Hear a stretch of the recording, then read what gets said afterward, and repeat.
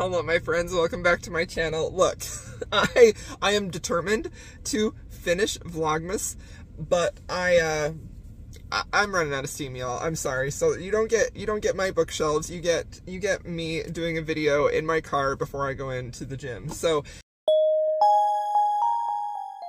today's video, I wanted to talk about just 5 books that I read in 2022 that surprised me in some way. I feel like there were kind of a lot of books that I found to be surprising, but these are ones that really stood out to me in some way or another, where I felt like maybe I went into them thinking with like low expectations, or maybe thinking they were something else, or I just picked it up just to kind of try it and see. And yeah, these are the books that pleasantly surprised me. So the first book I want to talk about is The Longing of Lone Wolves. I read this very early on in 2022, and this is a fantasy romance with a fated mates concept. It's also set in a dystopian world, and it was just honestly fantastic. I loved this book so much. I felt like the romance was really well set up.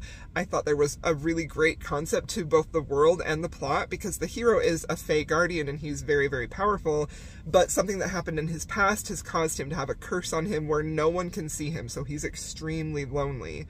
And then this human washes up on the shore, and she can see him. She's the only one who can see him. And so that, I think, is such a cool concept, because it sets them up to have such a great connection, and it really, truly did. I felt the pacing of this was good. I thought the world was really clever and very unique, and I thought it was set up well. And I just overall was so impressed with this. I had been seeing this on TikTok. The author was doing TikToks. She also was showing like some of the art that she had done and that other people had done from the books. And the way that she pitched these on TikTok just completely won me over, and I was like very wary about a TikTok book, but this one definitely delivered, and I thoroughly enjoyed it, and it was one of my best surprises of this year. Okay, another book that really surprised me in a great way is Run, Posey, Run. So this is a dark mafia romance by Kate C. Wells. This is the first book that I have read from this author, and I was very, very not wary, but I wasn't sure I was going to like this. I really wasn't sure that the author was going to pull this off for me, because the hero is like a sociopath where he believes he can't feel love. He's a very domineering hero. Like, he is controlling and wants to just rule her, and he's also cruel to her, and those things I hate. I hate heroes like that. I really, really do. And the basic premise of this is that him and the heroine, like, they're in a relationship when a tape surfaces from the heroine's past that is made to look like it is present day, and that she's cheating on him with another man. And his pride is hurt. His non-emotions that he believes he can't feel are hurt. And he just basically, like, banishes her and has a servant, like, send her away with nothing. And she is so, like, she's angry because this is an injustice. This was from her past before she even met him, and she can't believe that he's not believing her. And just the way that she had, like, so much tenacity, and how she was determined to live her life. And I think that this is a really good example of things that I don't like about heroes or characters really developing well along the journey of the story. So I feel like this book has excellent character development. Like, the way that these characters start out, she's very weak, she's very meek, and she only does what he says, to where she really develops strength through every aspect of her character throughout the end of the book. And I really liked his journey, and I liked it because it wasn't so much he was like giving up who he was as far as like the mafia side, the brutal side of him, but what I loved about this is how it really showed his thought process change and how that affected his behavior about and with the heroine. This was just fantastic, and I just loved the in-depth look we got into their, like, psyches and their motivations, and then watching their paths change and their course change. I just love that so much. I love nothing more than a book that can give me really characters that I don't like, and then they grow on me, they show me how they're developing, and it was a really great, pleasant surprise. I just adored it so much.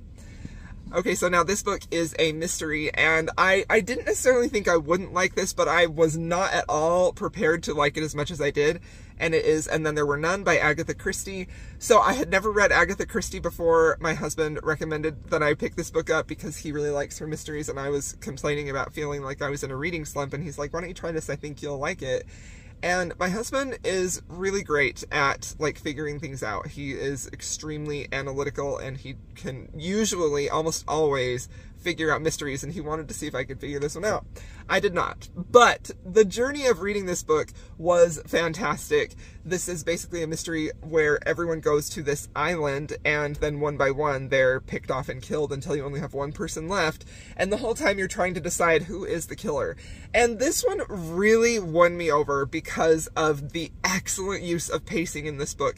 This book was paced so well, like you were on the edge of your seat. You didn't know what was happening. You had this like sense of dread that you knew these people were going to die and you didn't know how, and it was just so incredibly fantastic. This book is just a fantastic mystery, and it surprised me in just the best way possible.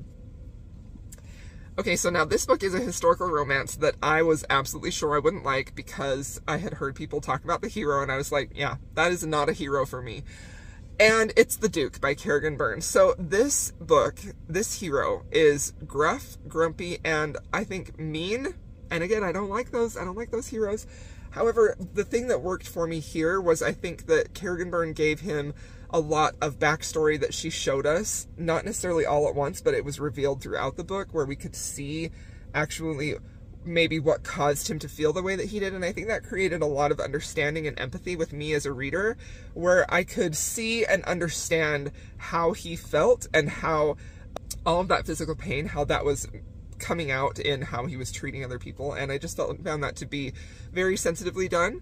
And while he definitely isn't like a right off the bat swoony romance hero, like I feel, you know, I think all of her heroes can be a little bit like this, but he really won me over because that pain and that anger and sort of that not cruelty, that unkindness that he had towards her was not at all overshadowing like his deep love for her. It was just beautiful. He's very wealthy now. They met years ago. They had a one-night stand, and she's a nurse, and he was just very much injured, gravely injured, and there's a nursing back to health scene. And I'm really reducing this book down to its very core parts, but ultimately this was a beautiful romance where the hero is damaged, injured, in pain, and is lashing out.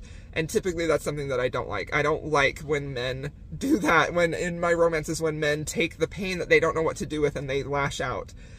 But for whatever reason, the way the character was handled, the way he was explained to me, the way he was shown to me, not just explained, the way he was shown, I had a lot of empathy for him and understanding, but I also feel like that was really well balanced with his tenderness and love and powerful love for the heroine. Like, it was just great. Okay, so now this last book is surprising because this is a genre I typically don't read, like, ever, and I didn't know what to think about this. I'd never read this book before, this author before. I'd never read this author before, and I was very, very, very nervous about it, but I was also, like, so intrigued and curious and excited. And it is What Moves the Dead by T. Kingfisher. So, What Moves the Dead is a retelling of Edgar Allan Poe's The House of Usher. So if you've read that work, then you know basically what the gist of the story is about, where something is happening at this house that is causing illness and then ultimately the deaths of the people who live there. And it's this very just like eerie story because you never really know what's causing it, and all these mysterious things are happening, and it's just like, it's such a masterfully well done horror piece, the Edgar Allan Poe original one, without being like gory or over the top at all. So I was really, really curious about what would be sort of translated into this work by T. Kingfisher. And I was so pleasantly surprised by this book. This book was fantastic. It won me over in the best way. And I can't like say where it ranks on terms of horror because I'm not a horror reader. This book scared the bejeebies out of me at times. There were some scenes in here involving like rabbits and reanimated bodies that were so deeply unsettling and creepy that I was like, I can't look like I was listening to the audio. But it also was something about this book that really surprised me. I wasn't expecting was the way that the author would have those very unsettling, very like creepy, like this sense of dread moments, like those scary moments, and then she would have some type of dialogue or banter that just brought some levity in there. So she kind of has this blend of like horror, unsettling, and then quirky humor, and it just really worked for me. It worked for me really, really well. I also think that even though this was a short book, it had great characters. Like, I loved the main character in here. I thought that this was just fantastic, and I also just really, really loved the twist on what it was that was causing the illness and the death. Like, I don't know. I love this book. It was fantastic, and I was very pleasantly surprised by it. So, okay, there you have it. There are 5 books that I read in 2022 that I was not expecting to enjoy or that surprised me in some way, and I'm so glad that I read them. So this little video was a fun one to film, and it was just an idea I had because I love branching out and trying new books or trying new authors or trying new things, even if I think I won't like it, because I just love that experience of reading something new. And I also really, really love the experience of finding something that you think you won't like and an author makes it work for you. Like, truly, I feel like there's very few things that are better than that. I just love that so much. So anyway, thank you so much for watching this video and for coming to another episode of Vlogmas, and I will see you all in my next one.